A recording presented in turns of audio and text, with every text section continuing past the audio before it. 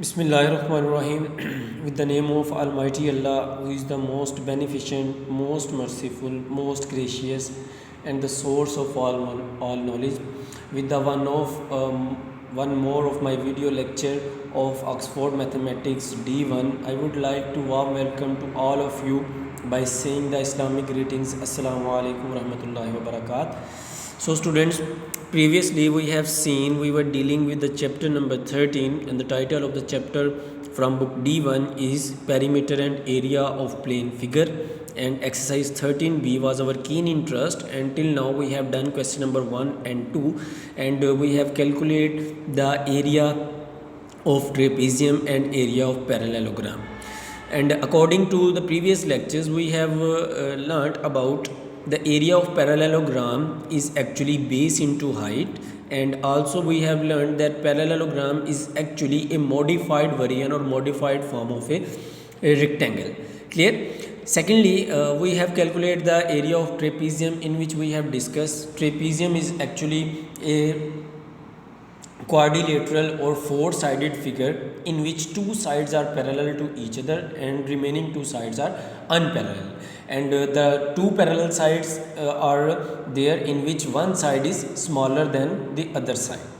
सो आज जो है बेटा हमारे पास फर्दर जो एक और कॉन्सेप्ट है क्वेश्चन नंबर 3 के अंदर एक्सरसाइज 13b में, कि ये इस शेप के आपके पास एक पैरेललोग्राम गिवन है, ठीक है, जिसके अंदर से इस पॉइंट से हमने सीधा परपेंडिकुलर ड्रॉ किया है. इसकी लेंथ हमारे पास 9 सेंटीमीटर गिवन है.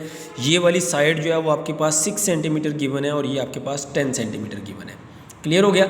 तो अब बेटा इसको समझने के लिए मैंने यहाँ पे एक और शेप ड्रॉ किया है. अब हमारे पास डाटा के according it depends upon you, आप इसको बेस कंसीडर करना चाहते हैं या इसको बेस कंसीडर करना चाहते हैं.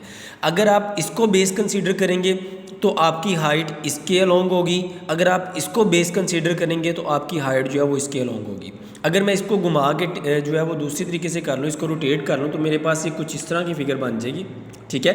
और यहाँ से ये मेरे पास अब BC जो लेंथ है वो बेस बन गया है. जैसा कि यहाँ पे ये BC लेंथ हमारे पास गिवन थी 6 सेंटीमीटर, तो ये BC लेंथ हमारे पास बेस बन गई है. और A से हमने जो है A या D से सीधा का सीधा यहाँ पे परपेंडिकुलर हमने ड्रॉ कर लिया, तो ये 9 सेंटीमीटर के इक्वल आपके पास है. अब अगर इसके अकॉर्डिंग मैं डाटा लिखूँ तो मेरे पास जो है बेस इसकी जो है वो 6 सेंटीमीटर के इक्वल है और इसकी हाइट जो है DE वो आपके पास 9 सेंटीमीटर के इक्वल है. यहाँ पे DE जो है वो 9 सेंटीमीटर के इक्वल है.